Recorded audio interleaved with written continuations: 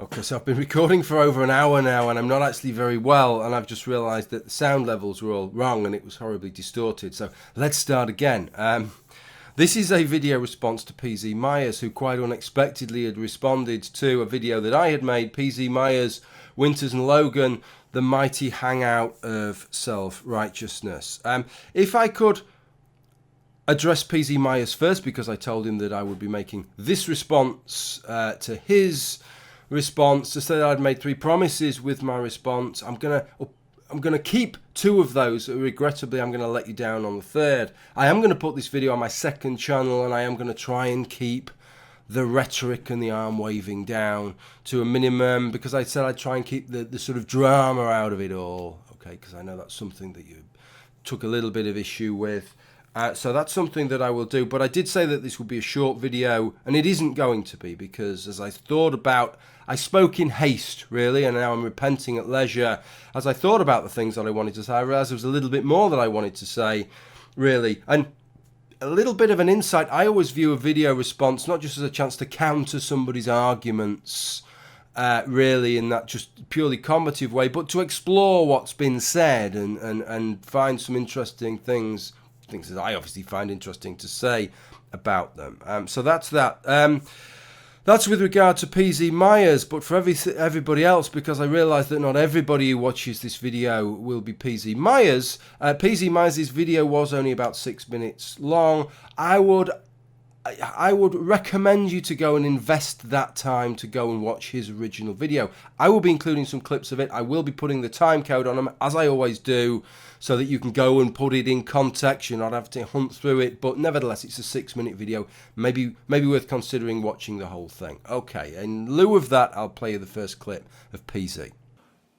And he put up this absolutely wonderful illustration to show what we're like. So look there to the side. You see that? That's us. We're, as he characterized it, we are supervillains on a par with the ones that you find in a Batman comic book. A couple of things I wanted to say about it real quick. Supervillains, that's kind of over the top, don't you think?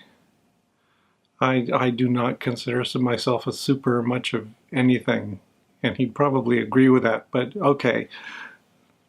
To make his point, he's got to use a little hyperbole. So I was really surprised that you found this objectionable, and for me it almost felt like you got your priorities a little bit wrong, which I'll try and explain. But it seemed quite an apt analogy to me, as somebody who has sort of followed a lot of these issues on different media. This isn't just a YouTube phenomena, but it's something from everywhere, which is that everything's very much caricatured, everything's very much polarized and turned into black and white. It happens on Pharyngula, not just on YouTube. It happens on Twitter. It certainly happens on Twitter, that everybody's dressed up into a comedy villain or caricatured into a comic book superhero, aren't they? And we all do it. And sometimes some of us do it up until the point where, just like the thing we've always criticised the media for, building people up into gods and then pulling the rug out from under their feet, and then every single article you see is telling you actually what a terrible person they've been all this time. We do the same thing, don't we, with that? And so I admit, because I'm a part of this, I'm a part to play in this, I do that. I play into that. You do as well. I've seen you do it, PZ. Is that I felt a little schoolboy, immature, giggle, that there you are, right, in your little sphere, and I've had beefs with you and Christy Winters, similar lines, different issues, but some similar lines, but in a different sphere, and then you're getting together like these 2 villains getting together to do your thing. From my perspective, from somebody else's perspective, 2 superheroes getting together to combat the forces of evil. Right, because that's what it is. I remember that. I've been dressed up like that on your forum. I got all those comments about a terrible, despicable, evil person that I must be. The fact is, nothing could be further from the truth, right? I mean, I'm just a normal family man trying to be the best husband that I can be for my wife, to have a supportive and equal relationship, and to try and support her in her work as she supports me in mine, to try and be the best father I can be for my little boy, bring him up as a moral and empathetic individual, to try and teach him about the world and also how to think about the world. Try and give him a nurturing and loving and safe environment so that he can explore his little world. And give him joyful experiences to try and be a good employee for my employer and for the public that we serve so that we can do a good job. Often in difficult circumstances, to try and be a good YouTuber, in fact, so that people support my work on Patreon and not just rehash the things that everybody else is saying, but to try and say things that I believe, but which may be a different slant on things. Right. Not a supervillain. And yeah, that's how I'm dressed up. Josh, the universal spokes gay or whatever ridiculous name he gave himself, he said on the thread where you banned me there, if this Noel Plum, from now on, any thread that he posts on, I'm going to have nothing to do with because he's just too despicable for words, right? And the rhetoric was just absolute. It was abhorrent, really, but that's the way that it goes. And I think it's absolutely fair game to caricature that. I think it's good to caricature that because it makes people think it is getting a little bit it is a bit over the top. And we're going to do it. It's not going to stop. Let's be realists, PC. That isn't going to stop.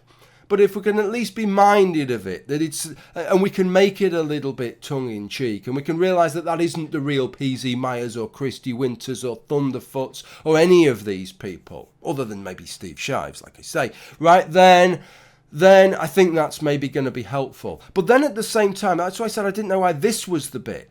This was the bit that you objected to. You're on a hangout. I don't read Pharyngula regularly now, so I don't know the rhetoric that you personally use, but I know the rhetoric that Christy Winters uses and Kevin Logan uses, often in lieu of an argument, often in lieu of a piece of evidence. Steve Shives is even worse, called out by the likes, in fact, of Matt Dillahunty, Seth Andrews, Aaron Ra for this ridiculous hyperbolic use of language, calling people racists, bigots, sexist, misogynist, a word which is like thrown around like confetti. Misogyny is the hatred of women. It's not mild sexism. What have we got? Fascist, rape apologist, Nazi. The list goes on, PZ. And these are words that have real-life traction. You apply those words to people that nobody knows anything about, and immediately they get, whoa. If somebody says, oh, he's a fascist, right, that tells you something, and then whatever they say, they're battling against that impression. Saying you're a little bit like the Penguin doesn't have anything like that. So it's interesting the bit that you're happy with, that you're not speaking out seemingly against as far as I'm aware, and the bit that you're taking exception to here. I do appreciate the fact that Noel Plum actually acknowledged that, no, I've never been a leader of the Atheism Plus movement, although that's kind of a backhanded compliment because I actually approved of Atheism Plus. I think it was a great idea. I think it's still a great idea that we set aside some atheists to follow a rather more moral path.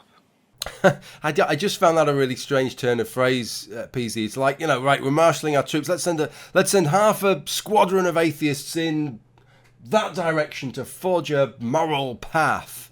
Right? That's not what Atheism Plus was about. Come on, you're somebody who's very clear about let's look at the historical what actually happened. Jen McCright, as you know, started this, and she said she billed it as a new, this is her phrase, not mine, a new wave of atheism. We've had, just like feminism, she said, had different waves.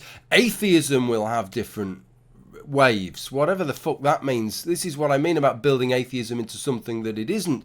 But atheism will have different waves. And the previous wave, the Four Horsemen of Dawkins, Dennett, Hitchens and Harris, they did good, but they're all too white, male and middle class, and we need a more diverse atheism with new figureheads that will sprout up. And that's what this Atheism Plus is going to be. Right? If this is a new wave of atheism, right, that's replacing the Richard Dawkins, all these other people, that isn't just sending your little half squadron of atheists squirreling around to forge some moral path. Very quickly, admittedly, that grand scheme descended into just a little bitter and poisonous forum that ended up turning on even the people that were supporting Atheism Plus, whether it's the Matt Dillahunties or the Greta Christinas. They soured their relationship with just about everybody. They did the same kind of pious onion unraveling where each layer comes off that I've seen so many times, PZ. They were a perfect example. They were an object lesson. I used that forum as an object lesson in how this works, just the same as Ayaan Hirsi Ali has talked about the same thing happening, some of the experiences of some of the Muslim countries she's been in, where quite moderate Muslim villages end up as very, very radicalised because ever more devout preachers come along and denounce anybody who isn't sufficiently devout, and the same kind of thing was happening there, I propose. But let's not paint Atheism Plus as just supposed to be a few people forming a new path. It was a new wave of atheism. That was how it was portrayed by the person that started it, PC. So let's be honest about that. But then he gets very angry about dictionary atheism, and he ranted and raved about that. He mischaracterized it as me demanding that atheism follow all of my personal biases that have the same interests in social justice that I do. And that is completely incorrect. Somebody who claims to have followed all this stuff very closely should have noticed that that's not true. What I've always said is that atheism is more than simply denying the existence of God. That, to be honest, everyone who is an atheist must have some other motivation behind it than simply deciding out of the blue that they reject deities. Noel Plum proudly declares that he is a dictionary atheist. Sure, that just means he's not a very deep thinker, that he's just jumping on a bandwagon without much thought about why he's doing it or much about the consequences of what being an atheist means. Really interesting this. The most interesting part that you said, it was the bit that I was most motivated to respond to. Because in some ways, from my perspective, of the assumptions that you make, you talk about the rhetoric you use, the language you use betrays that, right? Betrays your biases and your preconceptions on this. I'm asking you to think about this open-mindedly and not just, I know it's hard, but not just say, what's Noel Plum saying now that's wrong, what's he saying now that's wrong. But this idea of jumping on a bandwagon, and that you must have had a journey. You must have had a journey. Everybody has a journey. It might be a philosophical journey. It might be a period of scientific conjecture, or it might be an inability, a dissonance between something that you are perhaps and the religion that you're brought up in. So I suppose like Professor Dale Martin at Yale University, brought up in a very devout Christian upbringing, that where homosexuality was regarded as terrible and sinful. Of course, he's a gay man, and he couldn't really square those two things because he didn't see himself as an awful and terrible man, and so that led him, it's part of what led him away from that. So everybody must have had this kind of journey, and if you haven't had that kind of journey, then you obviously haven't thought about these things very much. Even if you've got 200 or 300 videos discussing the scientific, philosophical and historical implications and problems with Judeo-Christianity, you've obviously not thought about these things. It's a very North American perspective to take, and I don't mean that in a belittling way to people from North America, and that everybody from North America makes these kinds of remarks, but it's only people, from my perspective, from North America who make these kinds of remarks that you've made here. That kind of assumes that everybody's starting point is a very religious one, and therefore you have to have some kind of journey of deliverance from religion.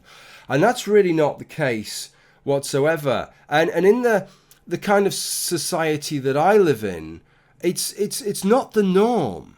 Right, the society I live in, most people don't believe in God, and even those that do believe in God, their belief in God impacts upon their life about as much as their belief in turtles or mushroom soup. Right, it's like, yeah, they'll say, yeah, I believe in God. That's it. Yeah, I'm a Christian. Yeah, it doesn't impact on anything they do or anything they think or anything they say. Right, that is the norm, and that's of those that do believe or do claim to be Christians, although 45% of those that claim to be Christians in the United Kingdom also say that they don't believe in God, which is always kind of an interesting statistic there. But it's certainly not my experience. I'll tell you, I was brought up, I'll give you my experience, right? And you can tell me how it fits in with what you're saying here. My first experience, and I know this because my father told me, my father was a wonderful man. He isn't a wonderful man anymore. I'm not revealing anything new. That he passed away in January. He was murdered at the end of January this year. But he was, as far as I'm concerned, a wonderful man, and he taught me.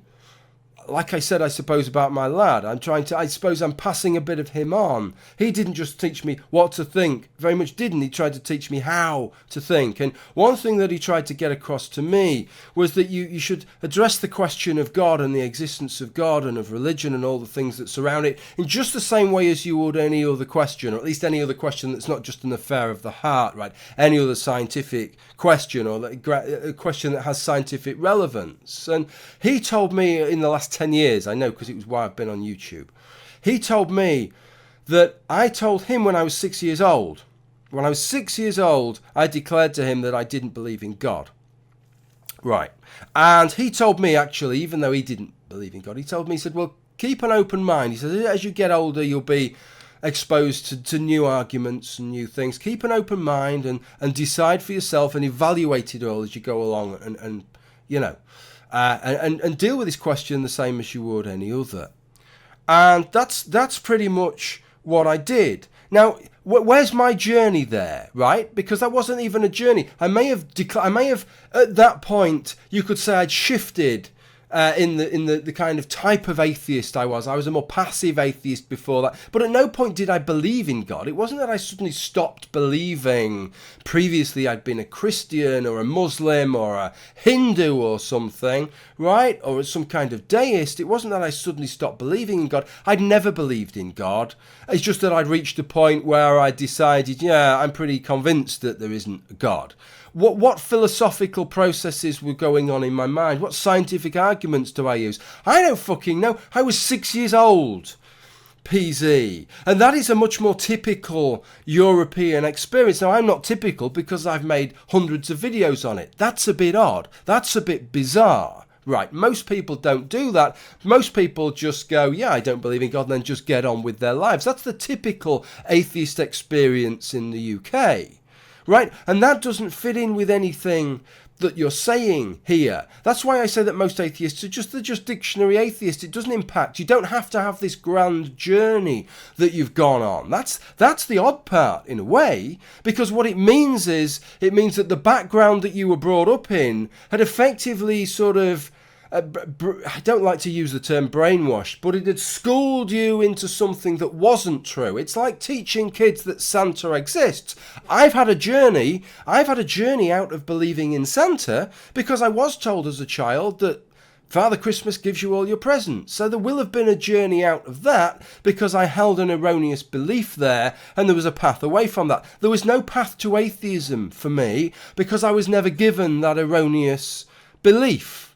Right, so there may be these paths, but these paths that you talk about are different for everybody, and they don't just exist for this, they exist for everything. What's your path into classic car enthusiasm? What's your path into basket weaving? None of this affects the substance of what classic car enthusiasm is about, or what basket weaving is about. They're supplementary to what makes you you. Of course they are, to the journey, and it might shape your experience, and it might shape some of your other positions that you hold, philosophical positions, scientific positions, socio-political beliefs. Of course it will. I'm absolutely with you on that.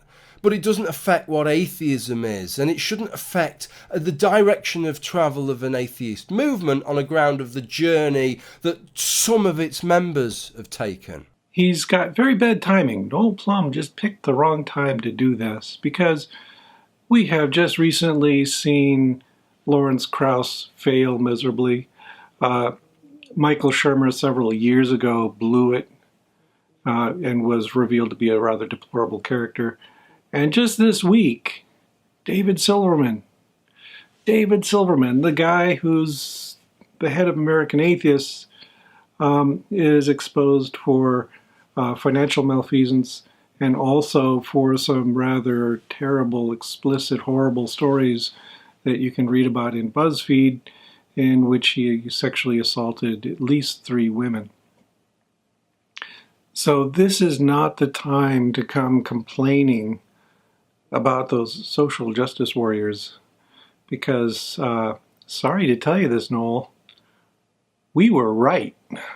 So I'll be honest, I didn't really know where you were going with this. It's along the lines of, well, so there you go, this has proved that we're right and you're wrong, and but over what? That's what I couldn't gather. I mean, we agree. Let's agree that some of these things that have happened are terrible things, depressing things on a number of levels, by the way. And it's not just the people that have been victims of people's actions, but actually there's more victims than just the apparent victims. There's the people that have done these things, as their family members, their spouses, their children. A lot of people dragged down, organisations that are dragged down as well. A lot of things get dragged through the mud. A lot of victims that are involved, and it's not good. But I don't know what you want me to say, right? If this is about harassment policies or codes of conduct or all this, then fine. But and I know there were people like Thunderfoot scoffing at that and saying it shouldn't happen. But I wasn't ever one of them.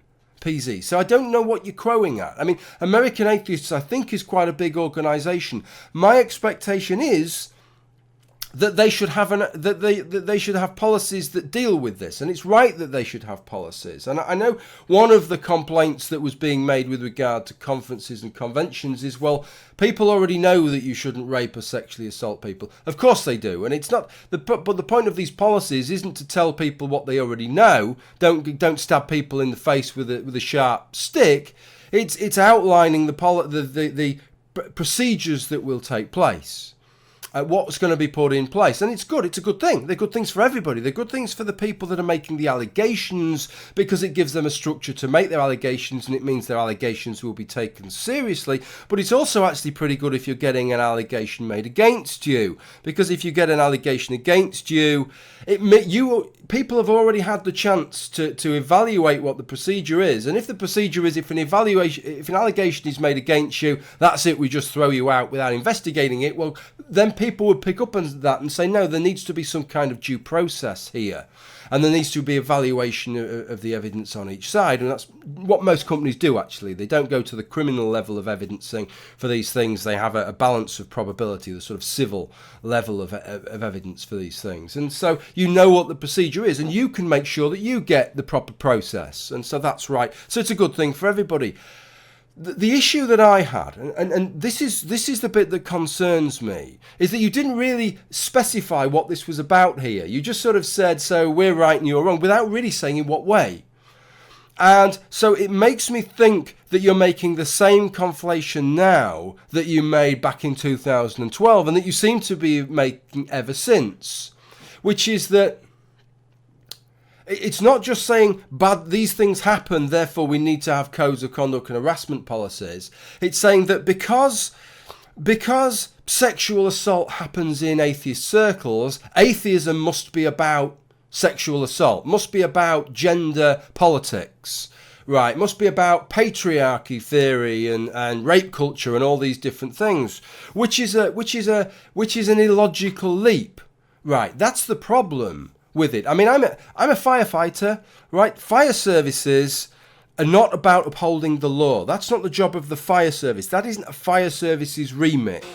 There are some specific, actually, there are a few specific areas where we cross over into that, where it's very specific to the work that we do, but that's the police's remit, not the fire service's remit. Notwithstanding that, there are firefighters who have murdered, raped. There are chief fire officers who have embezzled money, right? And you could go out and you could find those. You could Google for those, couldn't you? Right? And you could throw them in my face and say, look, this is why fire services need harassment policies and codes of conduct. And of course it is. And that's why fire services have them.